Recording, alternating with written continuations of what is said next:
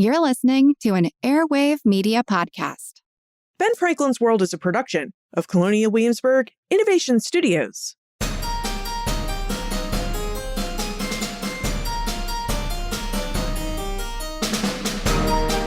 Hello, and welcome to Ben Franklin's World Revisited, a series of classic episodes that bring fresh perspective to our latest episodes and add deeper connection to our understandings of early American history. And I'm your host, Liz Covart. Yesterday, January 20th, marked Inauguration Day in the United States, the day a new president and his administration takes office. So it seems like a fitting time for us to revisit a conversation that we had in 2020 about the creation of the executive branch, and more specifically, the creation of the president's cabinet. Lindsay Chervinsky is an award-winning presidential historian and the executive director of the George Washington Presidential Library. In 2020, she published her first book called The Cabinet: George Washington and the Creation of an American Institution. Now, during our conversation, we investigated what the United States Constitution has to say about who can advise the president and the different types of advisory bodies that George Washington turned to before he created the cabinet. This is a really great conversation for us to revisit because not only has a new presidential administration taken office, but also next week, we'll speak with Lindsay Chervinsky again about her new book, Making the Presidency: John Adams and the Precedents that Forged the Republic. As a preview, John Adams's cabinet played a large role in his presidency, so it will be helpful for us to revisit this conversation now about how the cabinet was created and how George Washington established precedents for how the cabinet secretaries should work and how they should act. All right, let's get to it and revisit our conversation with Lindsay Chervinsky.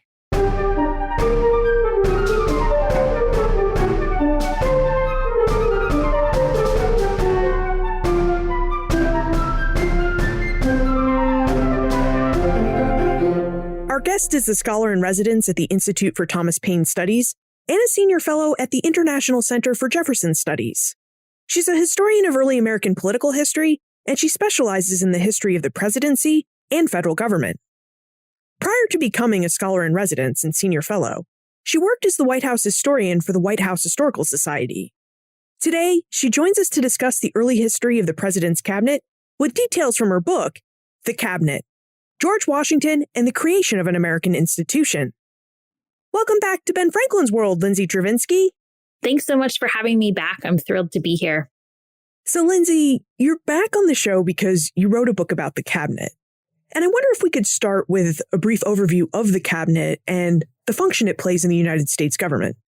So the cabinet was originally created to be a private advisory body for the president and to really serve however the president needed it to serve. So whether it was advice occasionally or daily advice, it was really up to whoever was in office. Now, of course, today it has expanded and institutionalized in some ways. The National Security Council exists, and that took over some of the responsibilities of the original cabinet. But the same flexibility is still there, and the president can have really close relationships with the cabinet secretaries or not, depending on their personalities and their preferences. How precisely did the cabinet function, and who makes up the membership of the cabinet?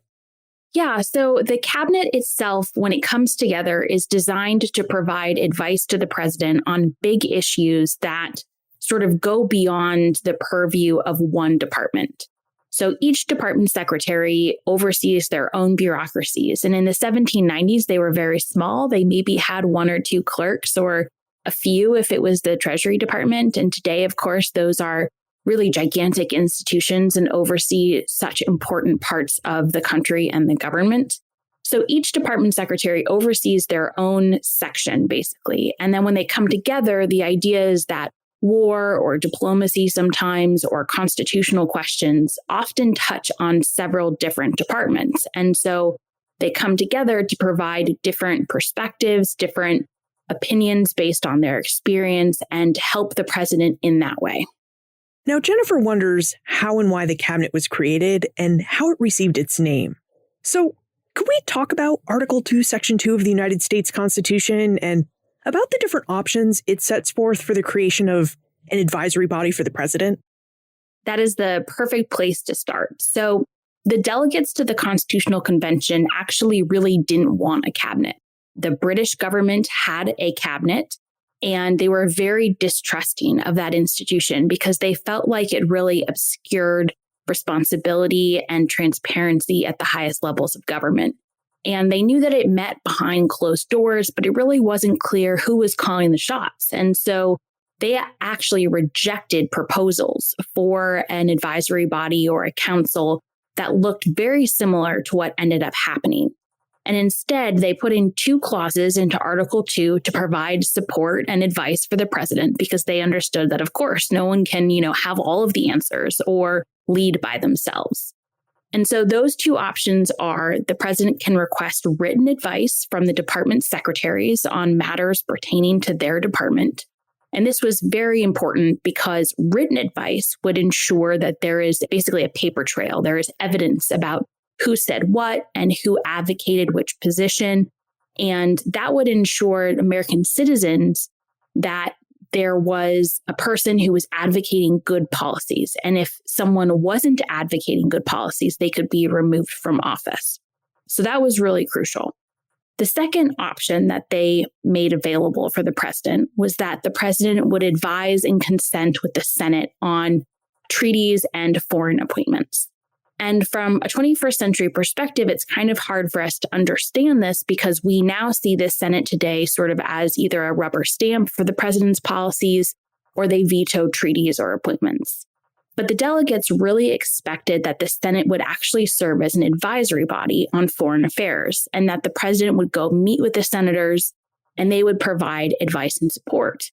And the Senate was considered a much more responsible and safe advisory body because they were indirectly elected through the state legislatures. So if they gave bad advice or if they advocated for a bad policy, they could be removed by the state legislatures. And therefore, they were sort of safe as someone to provide advice to the president.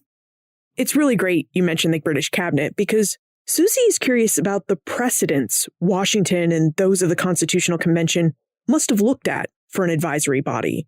And in particular, Susie wonders whether we can trace the cabinet to earlier colonial governors' councils or some other British tradition. So, Lindsay, could you tell us a bit more about the British cabinet and why Americans seem to hate that institution so much? Absolutely. So the British cabinet contributes a number of things to our American version. First of all, it contributes the name. So the term cabinet actually comes from the King's Cabinet Council. Initially, the king had a privy council that would provide advice and support and sort of help the king manage the affairs of the kingdom. But then that started to get fairly large. And anyone who sat in with a big meeting knows that the more voices you have, sometimes the harder it is to make a decision. And so the king started meeting with a small group of advisors in a small chamber off of the room where the Privy Council met. And that little room was called the King's Cabinet. That was just what they called it. And so this group of sort of favorites became known as the King's Cabinet Council. And eventually the council part was dropped and it was just the King's Cabinet. So that was sort of a term that was already in the political lexicon for a small group of advisors that sort of met privately, maybe in secret, and advised the executive, whether it was a monarch or a president. But the reason the colonists were so distrusting of this group was exactly that it was secret, it was private. They didn't really know what was going on behind closed doors. There weren't really records of what decision-making process took place. There weren't really records of what the king thought or what Lord North thought, who was one of the more hated British ministers. And so they didn't know who to blame when a policy came up like the stamp tax or the sugar tax. And they hated this policy and they didn't know who to blame for that decision. And so that was really why they were so distrusting of this process.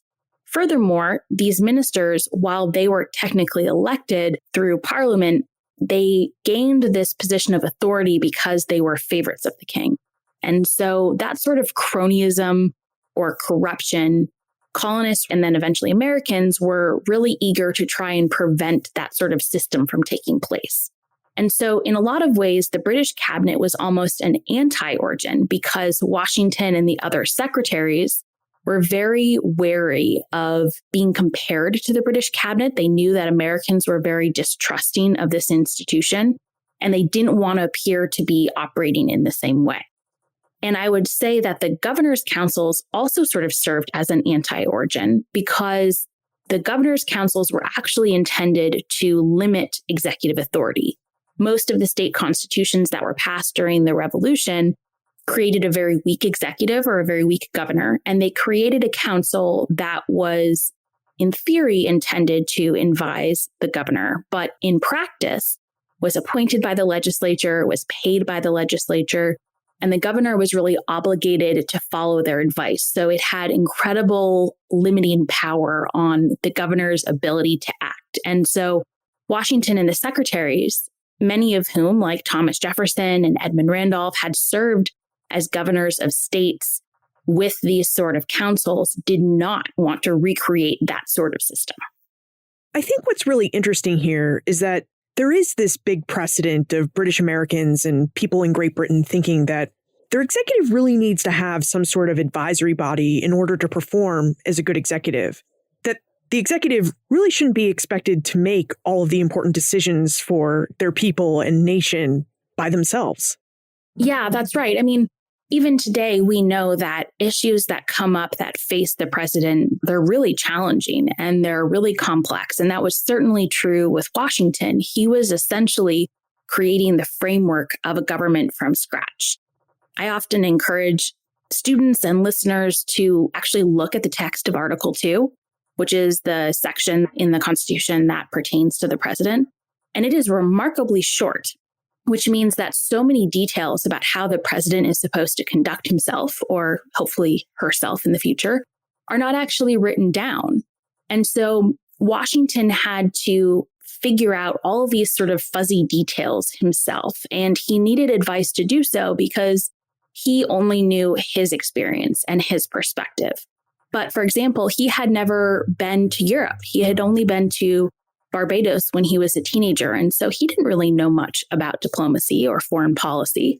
And while he certainly understood the financial plans that Secretary of the Treasury Alexander Hamilton put forward, he didn't have that same sort of really creative financial mind. And so he knew that there were limitations in his own training and intellect. And so he sought out people that could supplement that information with their own expertise and knowledge. And I think that's been true of great leadership really across the history of humanity, is they know what they're good at and what they're not, and they recognize that they often need help. Earlier, you mentioned that the Constitution in Article 2, Section 2 lays out some ideas for how and where the president might seek advice. And one of the bodies that the Constitution set up so that the president wouldn't have this hated, secretive cabinet was the Senate. And Washington seems to have really experimented with seeking advice from the Senate, at least for a time. So, Lindsay, would you tell us about Washington's experiments with using the Senate as an advisory body? So this is one of my favorite stories from Washington's presidency. You're absolutely right. When Washington first entered office, he really intended to follow the guidelines that were written down in the Constitution. And it's important to remember that he had served as the president of the Constitutional Convention. He was good friends with many of the delegates. He had socialized with them daily after the end of each session. So he had a very clear understanding of what the expectations were in terms of who he was supposed to consult with as president. So in the summer of 1789, Washington had only been in office for a couple of months. And he was planning to send delegates to a peace convention between several Native American nations and representatives from North and South Carolina. And they were going to try and figure out some sort of solution to the conflict and violence on the border of the states and the Native American nations. And Washington had never done something like this before. He had never organized a peace commission on behalf of the new nation. He had never written instructions to guide the commissioners as they're trying to come towards a peaceful solution. And so he planned to meet with the Senate in August, and he sent them all of the existing treaties so that they would have all of the information at hand. He let them know he was coming. This was not a surprise. And on the day of the appointment, he arrived and he brought Secretary of War Henry Knox, who had been in charge of overseeing those treaties and who could provide any additional information or answer any questions that the senators might have. Washington arrived and he brought this address with him that had a series of questions at the end. And he handed it to John Adams, who was the vice president and therefore the president of the Senate. And Adams read this address. Now, the windows were open because it was summer and it was really hot. And the room where the Senate was meeting was on Wall Street, which looked, of course, a little different than it does today, but it was still a very busy part of town. And so there were horses going by and carriages, and people were hawking their goods and having conversations. And so it was incredibly loud, and none of the senators really heard Adams. So they asked them to close the windows, and they asked Adams to repeat this address. And so he did. And then they were met with silence. Some senators sort of twiddled their thumbs, some shuffled papers, some avoided eye contact. And Senator William Maclay of Pennsylvania hypothesized that maybe some of the senators were intimidated by Washington because he was one of the most famous men in the world and certainly incredibly popular and so well known and respected that maybe some of the younger senators didn't want to say anything. So he stood up and he said, could we refer this issue to committee to discuss it further? And can you come back next week? And Washington absolutely lost it. He stood up and he yelled, "This defeats every purpose of my coming here." Except, louder, and he's taller and sort of scarier, and it must have been incredibly intimidating. And he eventually calmed down and agreed to come back the following week. But on his way out of the chambers, he reportedly said that he would never again return for advice. Now, we don't have a whole lot of evidence about whether or not he actually said that, but in this case, actions definitely speak louder than words because he never again returned for advice. And so there was this one moment where the Senate had an opportunity to prove itself as a really valuable advisory body, and they were coming at this issue like a legislative body. They wanted to discuss it privately in committee and then make a recommendation. And Washington was coming at it from the perspective of he wanted them to have the conversation in front of him so he could hear the different perspectives. He wanted them to debate answers to the questions he had put before them. And so it was really a case of just mismatched expectations. We've heard a lot of stories about Washington's famous self-control, except when it came to his temper. And I think your story about his frustration with the Senate really gives us a pretty good idea of Washington's personality and his temper and what they may have been like. Yeah, he really tried to not show emotion on his face. He really tried to be in control of his temper at all times, as sort of a virtuous Republican gentleman would do. And most of the time he was successful. But apparently when he did lose his temper, it was quite a sight to behold. Now, it seems like another office that Washington could have turned to for advice would have been the office of his vice president, John Adams.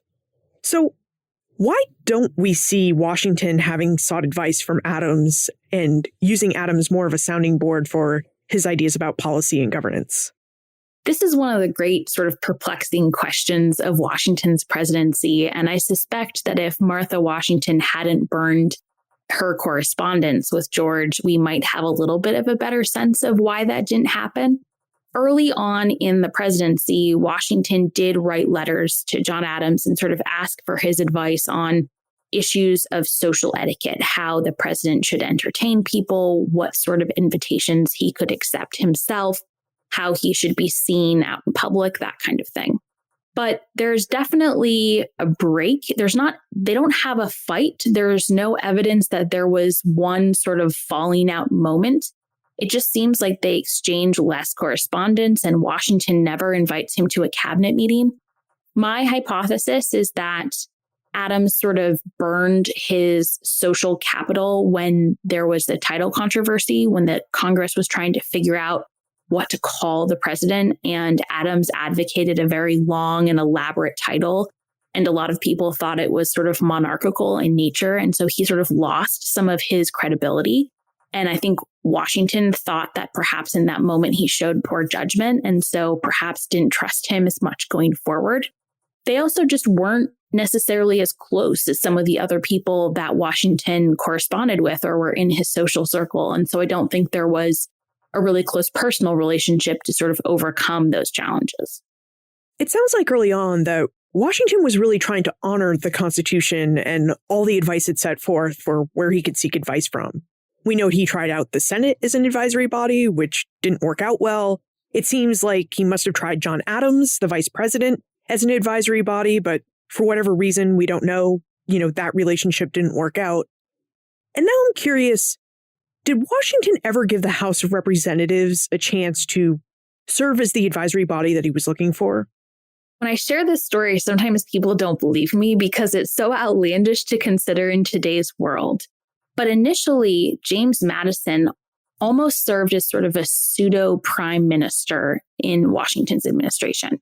And so, for example, when Washington wrote his first address after his inauguration to Congress, Madison was instrumental in drafting that address. Madison then went and wrote Congress's response to the inaugural address. And then he helped Washington write his response to Congress's response. So he was essentially writing both sides of the correspondence and having a conversation with himself. And he was also very instrumental in making sure if Washington felt strongly about a certain issue, Madison could sort of advocate it without revealing what Washington's thoughts were on that particular issue. So it is possible that that sort of prime minister type relationship could have developed. Unfortunately, Madison and Washington's relationship sort of started to fracture and cool as Madison opposed some of Hamilton's financial measures. And so as they grew less close and even at times sort of had a hostile relationship, that possibility for that type of advisory body receded. Wow. I mean, Washington really scoped out the different offices of government searching for that advisory body in 1789 and 1790. We've talked about how he tried out the Senate, how he tried out the vice president and the House of Representatives. So by the end of his exploration, he only really has one more government body left to turn to for advice, and that would be the Supreme Court. Lindsay, did Washington ever seek advice from the Supreme Court and try that government body out? Yeah, so John Jay was one of Washington's closest advisors, and they got along very well. They had the utmost respect for each other. And initially, John Jay had been the Secretary of Foreign Affairs under the Confederation Congress. And there's some evidence to suggest that Washington asked him to stay on in that position, and he decided that he would prefer to be the Chief Justice of the Supreme Court.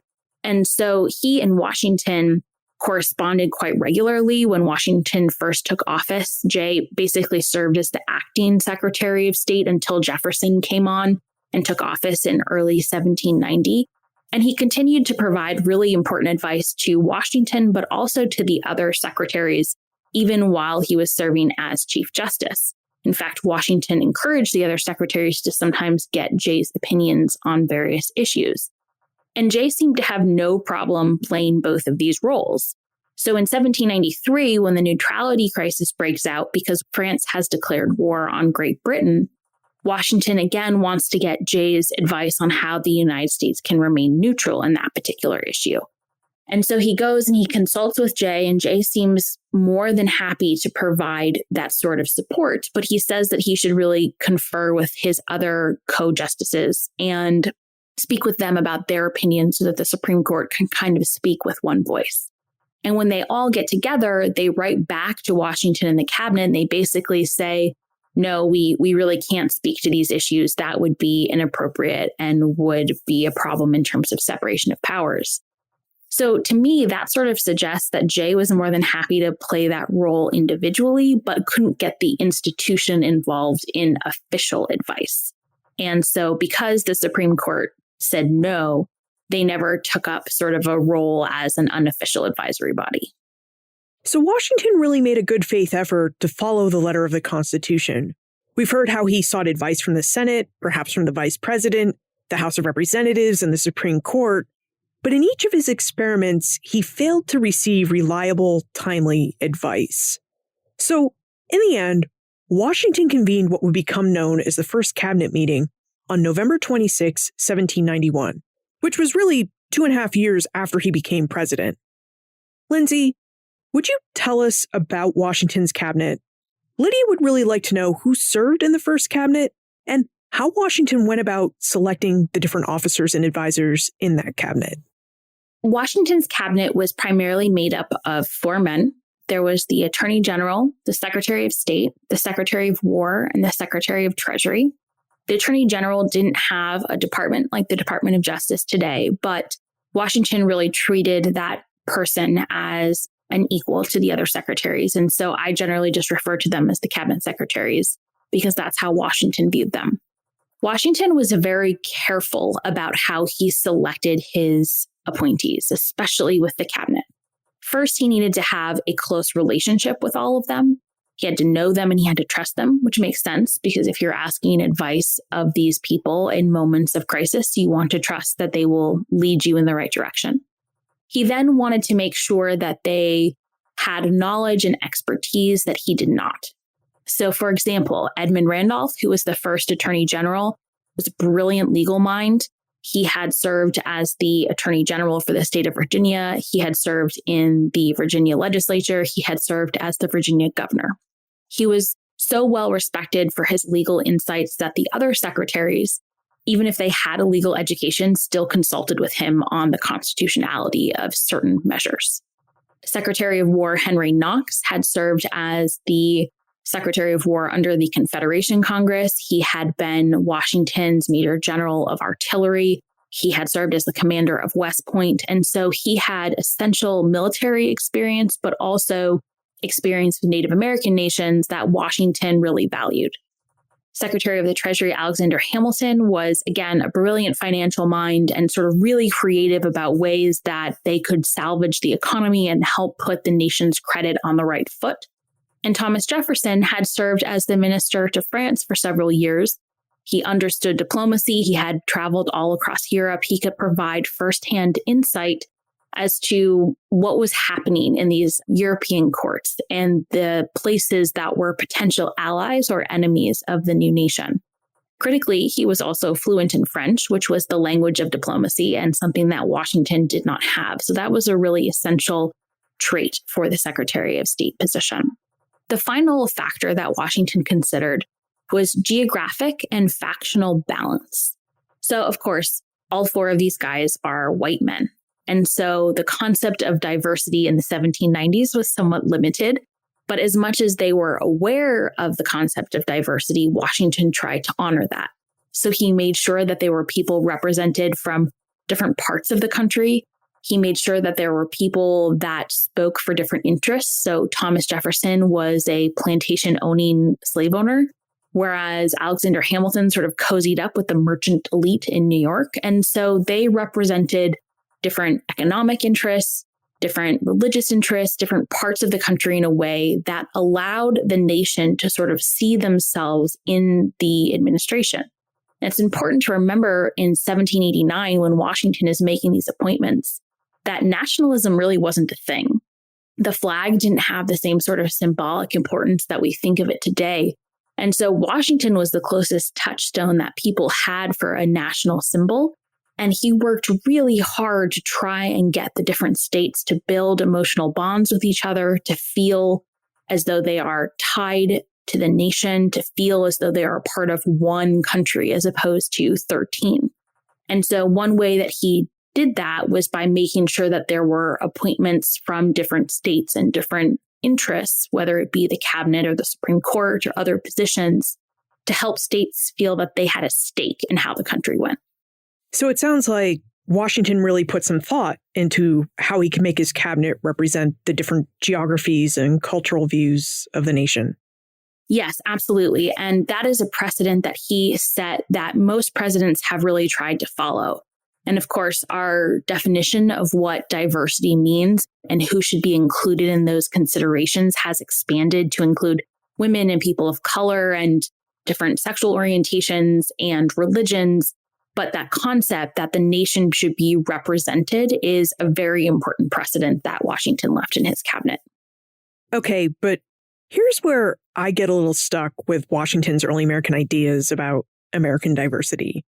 Of the four men that Washington appointed to his cabinet, you have Edmund Randolph and Thomas Jefferson from Virginia, Alexander Hamilton from New York, and Henry Knox from Maine and Massachusetts, which before 1820 was all Massachusetts.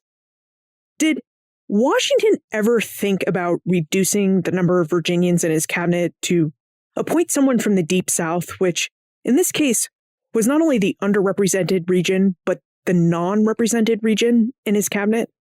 It's a great question. I don't know if he really thought about including someone from the Deep South for the cabinet. There's some speculation that maybe he sought out Charles Cotesworth Pinckney, who was from South Carolina, maybe to serve as the Secretary of War or the Secretary of State.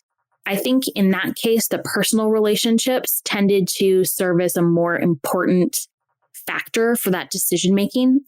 That being said, he did have James Iredell of North Carolina on the Supreme Court. And so he made sure that the Deep South was sort of represented in other ways through other appointments.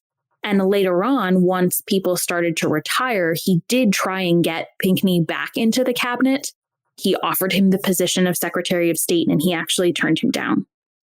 Now, if we count Washington, 3 of the 5 members of Washington's cabinet were from Virginia.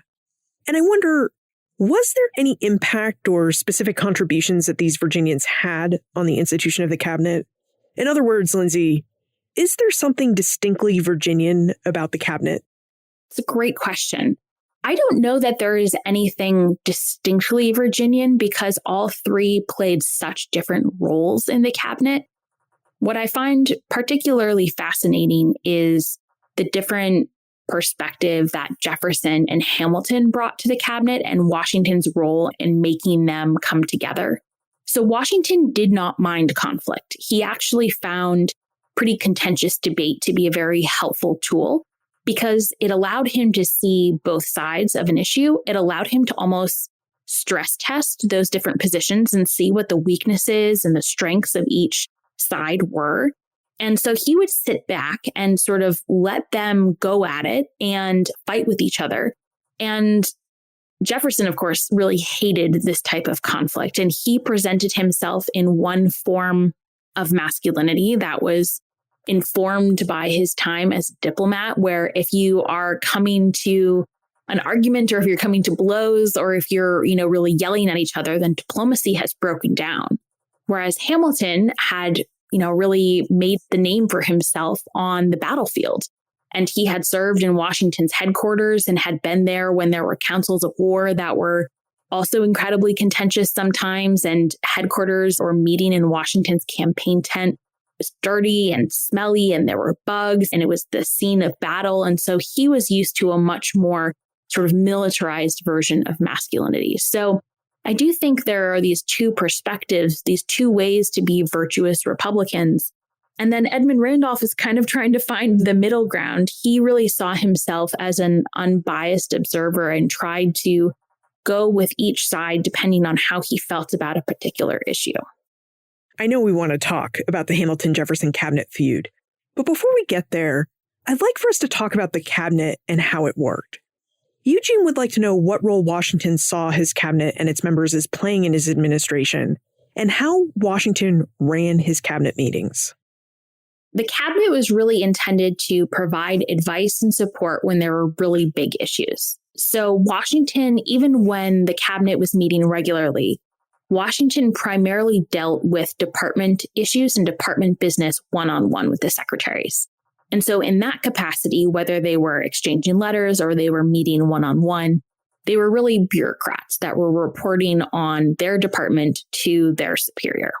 When they came together in the cabinet, it was because there was an issue that was so big that Washington could not afford to just have one voice, or it was so big that it dealt with matters of the War Department and the State Department and the Treasury Department. And so he couldn't exclude certain people from the conversation. And so in that instance, Washington would convene a cabinet meeting. He would usually send out a letter ahead of time with maybe some questions or the topic they were going to consider so that they could prepare and have their information ready. Once the secretaries gathered in his private study in the president's house, they would usually use those questions as the agenda to sort of guide the conversation. And Washington would allow the secretaries to make a case for their position. Washington very rarely came to a cabinet meeting with a decision about what the administration should do ahead of time. He really reserved cabinet meetings for issues when he didn't know what to do, and so he wanted this advice.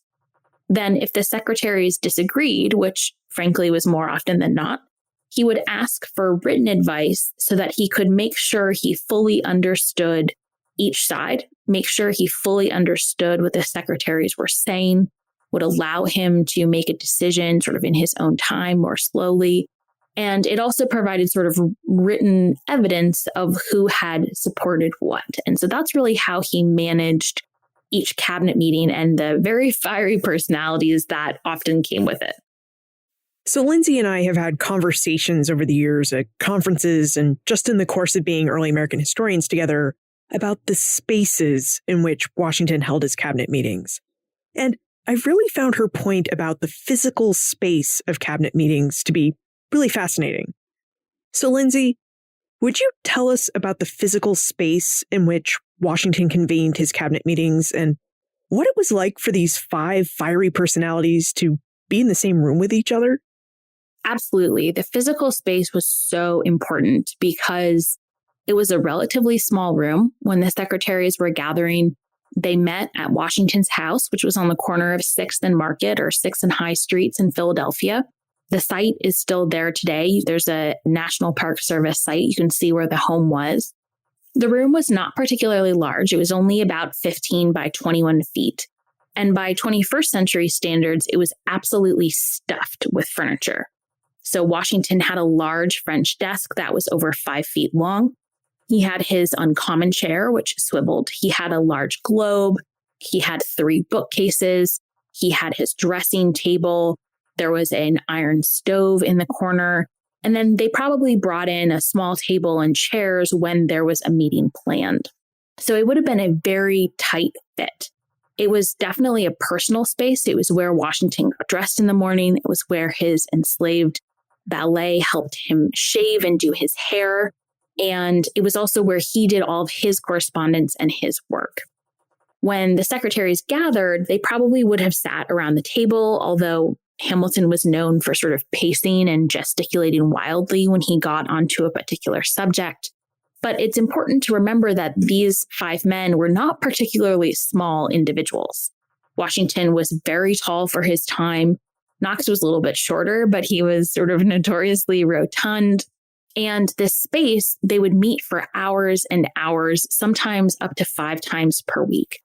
Most of the meetings took place in the summer without air conditioning in Philadelphia. And we know, for example, that the summer of 1793 was incredibly hot and humid because there was a really bad yellow fever outbreak that fall. So imagine being stuffed in a room without air conditioning for several hours with people you hate. And Hamilton and Jefferson at this point hated each other. And so it must have just been an incredibly uncomfortable experience and very tense. Washington sort of tried to smooth over the hurt feelings by inviting the secretaries to have a family dinner with him after a meeting, or if a meeting was taking so long that they needed a break, they would sometimes have dinner in the middle. But I think that this space is crucial to understanding the animosity in the cabinet and to understanding Hamilton and Jefferson's other political activities, because I think their insistence that the other side was trying to destroy the country and their efforts to sort of build up the early beginnings of political parties can sort of be directly attributed to the fact that they simply could not get away from each other and were stuck in this room almost like a hothouse of political tensions. This is really quite the scene, isn't it? You know, to have these 5 grown men, one Washington being particularly tall and large, one Knox being particularly, rotund, as you put it, all hanging out in this small, cramped, furniture-filled space that was also really hot and humid. Plus, it really sounds like Hamilton and Jefferson added lots of tensions given their political animosity and perhaps personal animosity towards each other. And this topic of animosity between Hamilton and Jefferson is something that Jeremy would like to know more about. So, could you tell us more about Hamilton and Jefferson's relationship and when and why they started adding tension to important cabinet meetings? Absolutely. So initially, they were never friends, but I think they initially certainly respected each other and respected the other person's service and commitment to the nation. The problem really was, as I previously said, they had completely different ways of presenting themselves and the way that they sort of embodied masculinity and virtuous Republican behavior. They also had completely different visions for what the nation should be. Jefferson really thought that the future of the country was a nation of yeoman farmers that could have independence by taking care of themselves and their family on family farms, whereas Hamilton really advocated for a future that was more based in cities with merchants and trade and a strong military. So they were already sort of set up to be diametrically opposed. And then I think to a certain extent, their personalities just probably annoyed each other. And sometimes that just happens where personalities clash. And when they're stuck in this space, we can see in their various notations their frustration with each other. And at one point, Jefferson writes that Hamilton gave a jury speech for 3/4 of an hour in a cabinet meeting, which means that in this tiny space, Hamilton spoke for 45 minutes uninterrupted. And based on the other sort of descriptions we have of him, he was probably pacing. He was probably waving his arms wildly, and he was probably really invading the other secretary's personal space or their sense of personal space. And so you can kind of just see Jefferson's head starting to explode in this meeting. And then they come back the next day for another meeting, and Hamilton does it again. He speaks for another 45 minutes. And so I believe that their clash was sort of inevitable because of their wildly different perspectives on the world and what the country should be. But because they were confined so often together, that exacerbated the issue. And so their tensions start in 1791 when Hamilton is introducing this financial legislation, which Jefferson opposes. And then it just really gets worse from there. And especially in 1793, where the United States is sort of stuck between France and Great Britain as there's an international war. They both agree that neutrality is essential, but Jefferson sort of prefers a pro-French neutrality and Hamilton prefers a pro-British neutrality, and they just are doomed to be enemies. Understanding this context really changes how I'm viewing Hamilton and Jefferson, because we can now see that these cabinet meetings are in small rooms, that Jefferson and Hamilton's animosity towards one another really fills that small room with tension. And then there would be these really big moments that Washington designed the cabinet to help them deal with, like the neutrality crisis of 1793, which just added its own level of tension on top of everything else going on. Now, speaking of the neutrality crisis, would you tell us more about this crisis and how Washington looked to his tension-filled cabinet to steer the young nation through that moment? Absolutely. So in February of 1793, France declared war on Great Britain, and it very quickly escalated to an international conflict that included their allies and their colonial holdings. And Washington learned about the conflict in early April and quickly announced, he was at Mount Vernon at the time, announced to the secretaries that he'd be coming back to Philadelphia earlier than he had planned and that they would have a meeting to try and figure out what to do. And as I said, both Jefferson and Hamilton, and Knox and Randolph as well, agreed that neutrality was essential. The country was just beginning to recover from the Revolutionary War, both physically in terms of the land and the bodies, economically in terms of the market and credit, and then also emotionally. Not to mention, the country didn't really have an army or a navy, so even if it had wanted to get involved, there wasn't really any way for it to do so. But what neutrality meant and how the country would implement it and whether or not it would be respected by foreign nations was a brand new challenge because the country had never done so and Washington and the secretaries had never done so. And while those questions in theory might seem kind of simple, they actually bring up a ton of legal questions. So for example, if you declare neutrality, who's going to enforce it?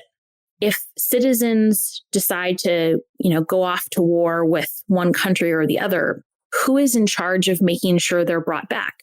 Who is in charge of trying them for breaking the law? What court is that decision going to be made in? What is the punishment? Who is going to impose it? Those are just the domestic questions. Then if you get to the international ones, it gets even more complicated, especially when we think about the role of privateers.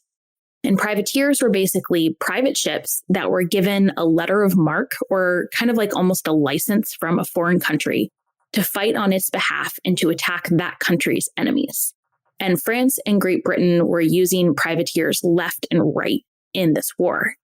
And they would often come into U.S. ports, either to sell the goods that they had stolen from other ships or to buy more food and supplies for their journey or to make repairs.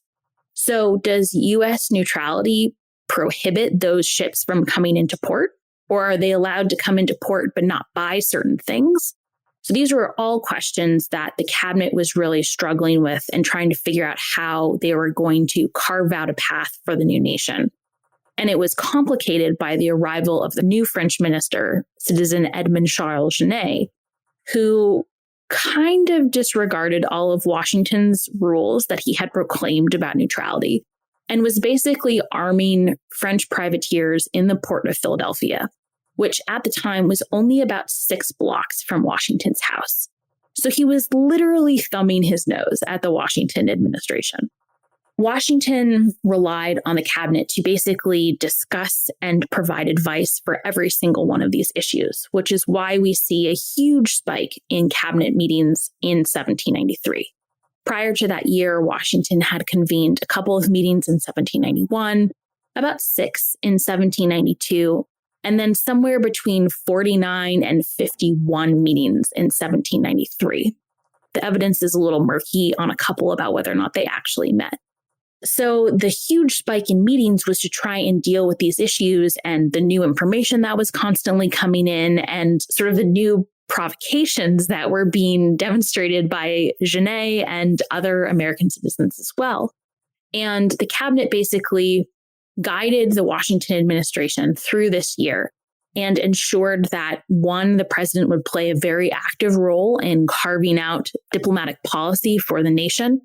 In August, the cabinet advised Washington to request the recall of Genet from France, which was a huge moment because the United States had never requested the recall of a foreign minister, and it wasn't really clear if France was going to agree. But when France did in fact agree, it sort of tacitly acknowledged that the United States had the right to set its own foreign policy and then the right to demand that it be respected by foreign ministers. In August, the cabinet also wrote down a list of rules of neutrality that would sort of guide their actions for the rest of the year. And then Congress codified them into law the following June. And that law actually guided periods of neutrality up to the Civil War. So it was a very important year for both Washington and the cabinet and the country. And then, right on the heels of this neutrality crisis, which presented, as you mentioned, a lot of foreign policy questions, the United States experiences a crisis of domestic policy in the Whiskey Rebellion.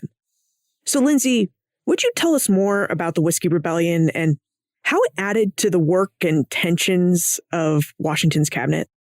Absolutely. So, if the neutrality crisis was essential in helping the cabinet in Washington carve out authority over diplomatic issues, the Whiskey Rebellion was essential in helping the cabinet in Washington carve authority over domestic issues.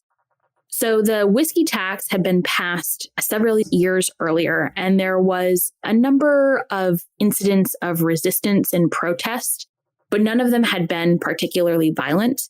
Kentucky just ignored the law altogether and simply refused to honor it, refused to bring cases against people who didn't comply, and Hamilton and Washington kind of decided to ignore that. Pennsylvania was a little bit different, one, because of its historic importance as sort of the seat of government, and because of its very important role as the size and the wealth of the state. And in July of 1794, in the summer, there was an outbreak of violence in western Pennsylvania, and the protesters burned down the home of a tax collector. Washington and the cabinet learned about this incident and had to decide what they were going to do. And I think it's really interesting to recognize and to notice that at this point, Jefferson had already retired. So Edmund Randolph is the new Secretary of State, and Washington has appointed a new Attorney General, William Bradford, who happened to be from Pennsylvania. When the cabinet met to figure out how they were going to handle this situation, there were a couple of options that they could consider. One, they could wait for Congress to come back in the fall and figure out, how to handle this insurrection because it was a domestic issue. Washington could convene an emergency session of Congress and ask them to come back sooner. Washington could basically leave the issue to the states and say, it's a Pennsylvania issue. The Pennsylvania government should deal with it. Or Washington could use a law that had been passed the previous year that allowed the president to call up the state militias in the event of a insurrection or an invasion by a foreign country.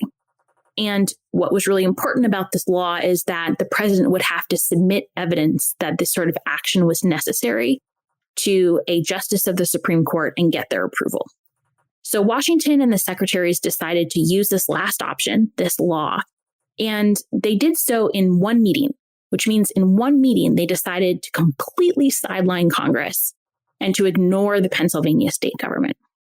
They then met with the Pennsylvania state government and said that they were planning on doing this. And some of the Pennsylvania officials, including Thomas Mifflin, who was the governor, was absolutely outraged because they felt like they hadn't really been given the opportunity to put down the insurrection. So over the course of the next couple of months, the cabinet essentially bullies the Pennsylvania officials into complying. And this process sort of happened slowly because Washington and the secretaries were very attentive to public opinion. And so they sent out a peace commission to Western Pennsylvania to meet with the rebels to try and come up with a peaceful solution to demonstrate that all peaceful options had been considered and utilized first. And while that was taking place, they started to organize the state militias. And there is a series of letters between Hamilton, Randolph, and Mifflin that are simply extraordinary because Mifflin sends these letters to Washington complaining about the administration, complaining about their behavior. Hamilton writes the replies, but then Randolph edits them and sends them under his name. And I don't know if that's because Randolph was more Republican leaning, and so maybe they would be a little bit more palatable, or because Mifflin and Hamilton didn't have a good relationship. But it's a very interesting example of the cabinet working together to enforce Washington's policy. It really seemed like the neutrality crisis followed by the Whiskey Rebellion brought an end to Washington's first cabinet, which, has gone down in history as one of the most famous cabinets in United States history. Would you tell us about the retirements of Thomas Jefferson, Alexander Hamilton, and Henry Knox, and why those men chose to retire during and after these crises? Yeah, the turnover in Washington's administration definitely changes the character of the cabinet going forward. Jefferson had initially wanted to retire in early 1792. I think that he felt like he wasn't being heard. He felt like he had lost Washington's ear, that Hamilton had gained more influence, and he really hated the conflict that he was seeing within the administration. Washington convinced him to stay until early 1793, and then once the neutrality crisis broke out, he agreed to stay through the following year just to make sure that they could sort of wrap things up. So he stayed almost 2 years longer than he intended and retired on December 31st, 1793. At the end of 1794, Henry Knox, the Secretary of War, retired because he was in really bad financial situation. The pay for secretaries at the time was fairly low, and his estate in Maine was really struggling, and he really felt that he needed to go home and he needed to focus all of his attention on his business and his estate. I also think it's important to note that Knox had gone from a major general in the Continental Army to commanding West Point, to serving as the Secretary of War under the Confederation Congress, to serving as Washington's Secretary of War. And so for basically 20 years, he was not home. And so I do think that's an important measure to point out as well. So he retired at the end of 1794, and then Hamilton followed in January of 1795 for many of the same reasons.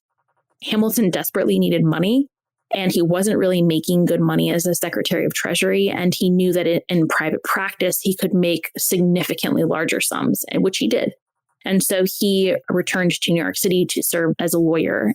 But he did continue to provide very important guidance and advice to Washington through letters. So right away, within basically a year's time, 3 of the 4 original secretaries are gone. And Edmund Randolph stays. He is the Secretary of State, and he is, at this point, absolutely Washington's closest advisor. He and Washington had known each other for decades. He had actually served as Washington's private attorney during the entire time Washington was commander-in-chief of the Continental Army, and then as president as well. And so he was an essential part of Washington's administration.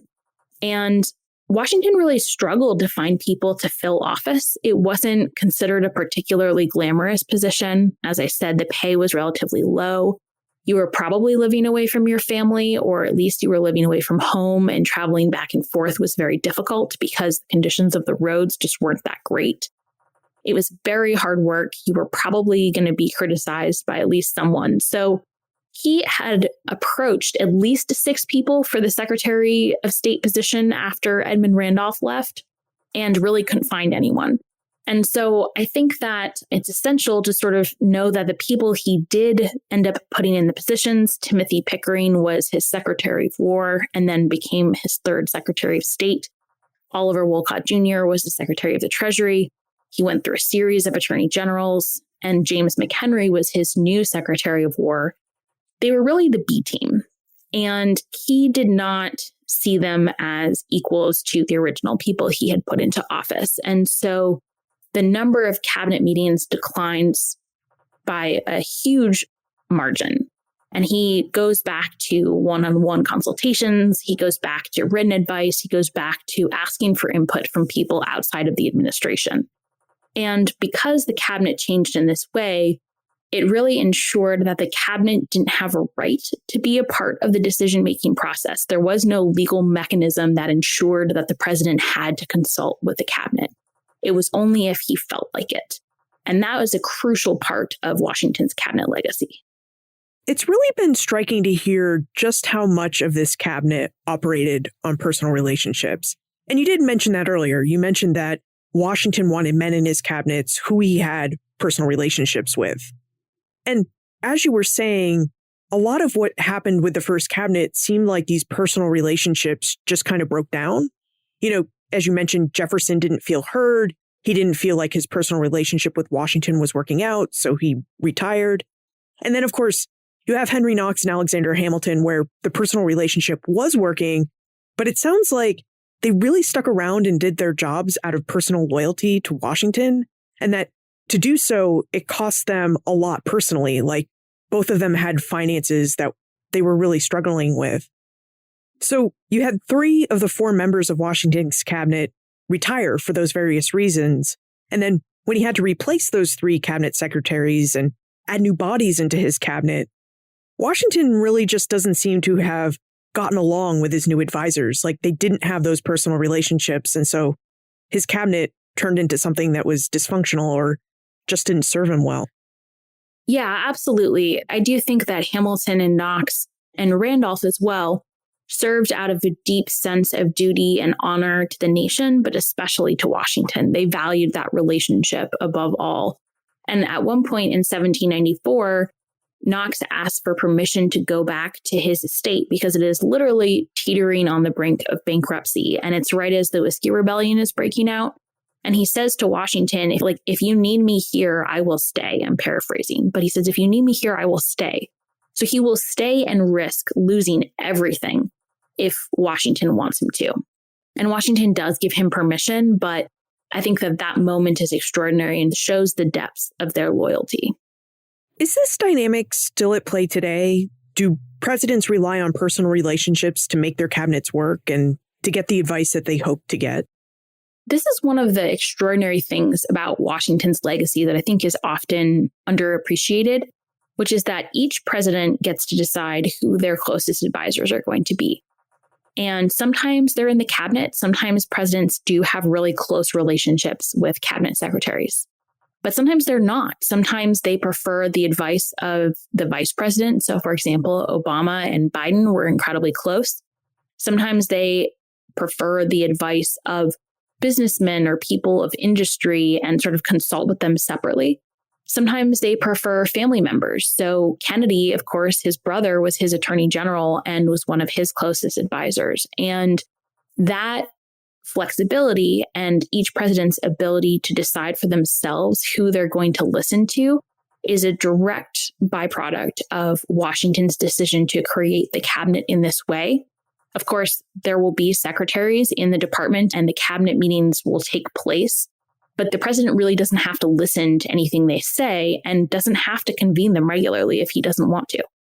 You've mentioned a couple different legacies of Washington's first cabinet, but I wonder, What do you think the greatest or biggest legacies of Washington's first cabinet are, and which of those legacies do we still carry forth into the present?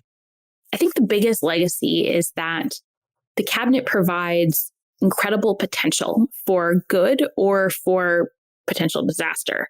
And it really depends on each president to determine how those relationships are going to work.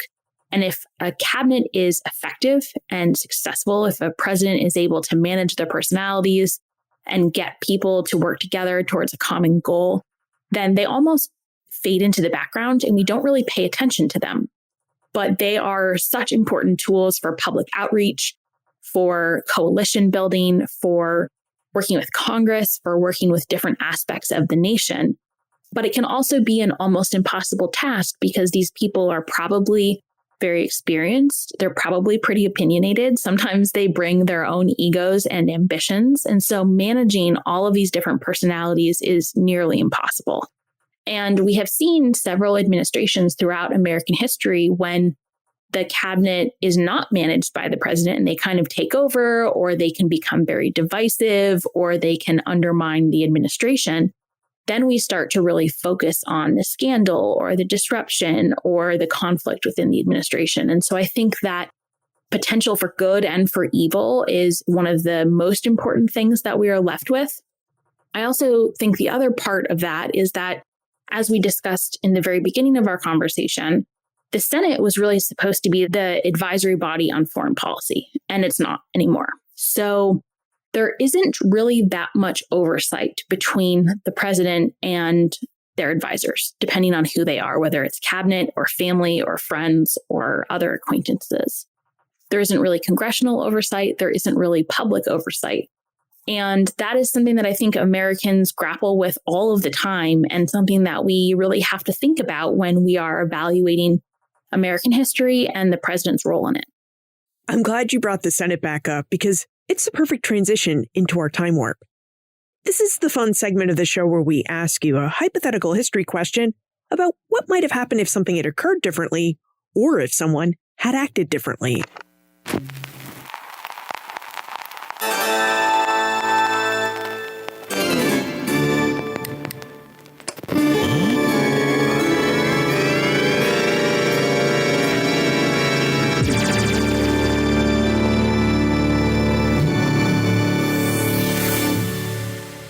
Opinion, what might have happened if Washington's initial experiments with seeking advice from the Senate had been more timely and smooth?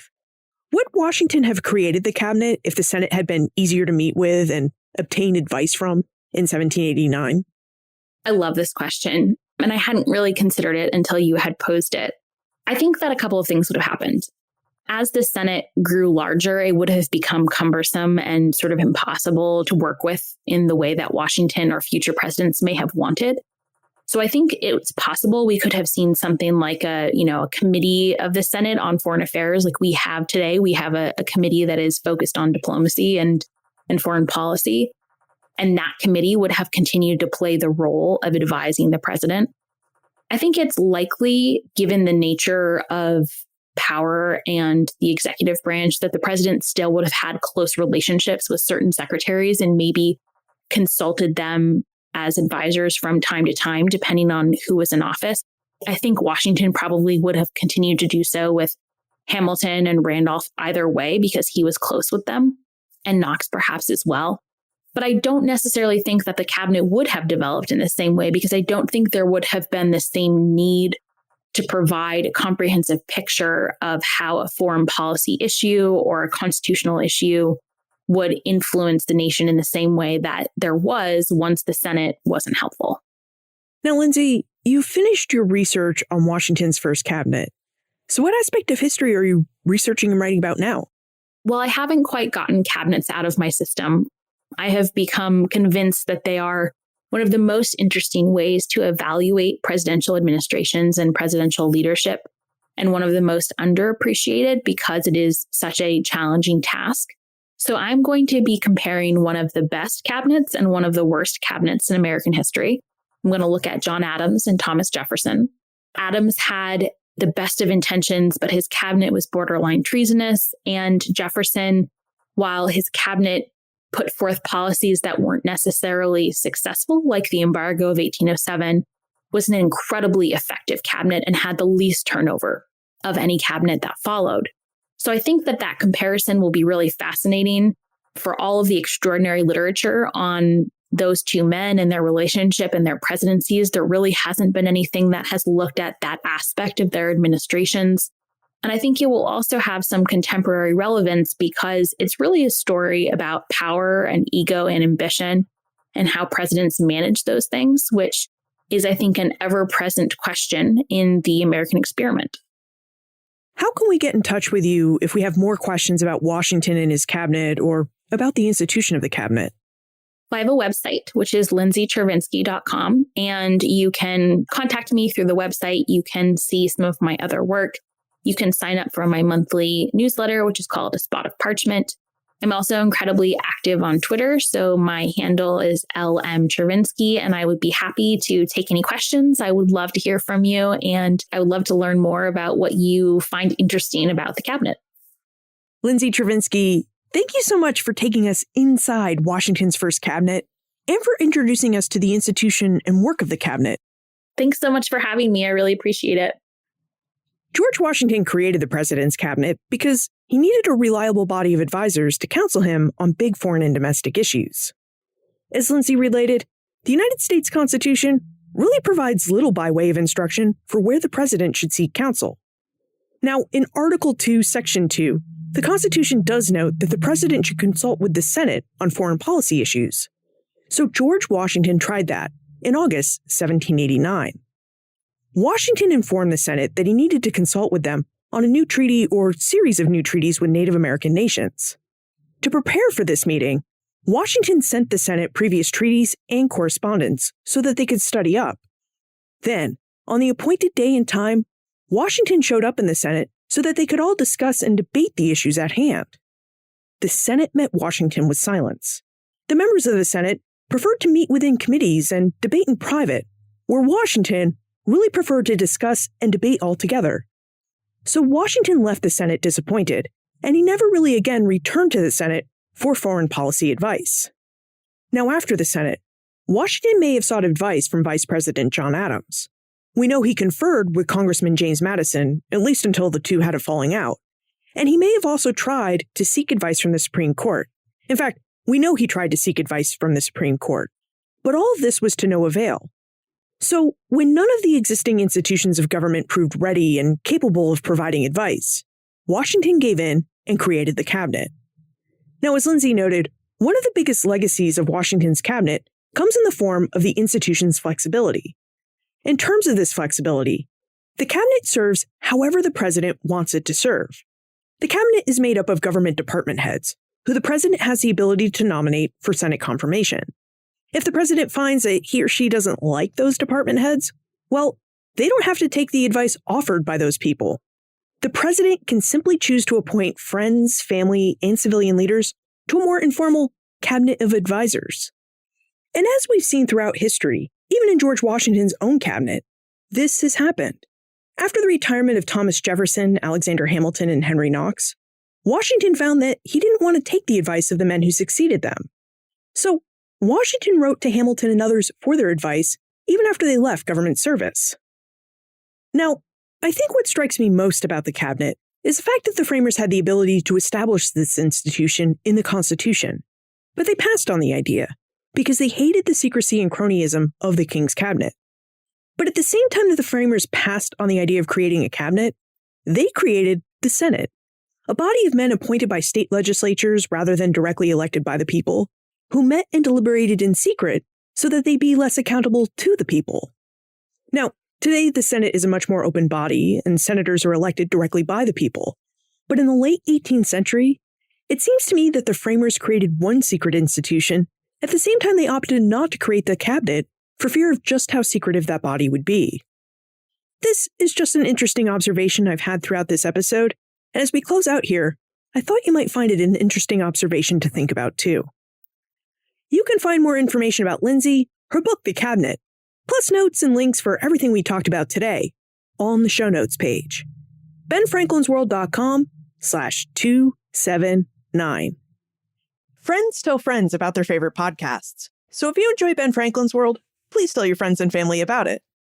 Production assistance for this podcast comes from Morgan McCullough. Breakmaster Cylinder composed our custom theme music. This podcast is part of the Airwave Media Podcast Network. To discover and listen to their other podcasts, visit airwavemedia.com. I'll see you next week when we meet with Lindsay Chervinsky again to talk about the presidency of John Adams and the role that his cabinet played in his presidential administration. I hope you have a great week, and don't forget to follow Ben Franklin's World in your favorite podcast app so you don't miss our new episode. Ben Franklin's World is a production of Colonial Williamsburg Innovation Studios.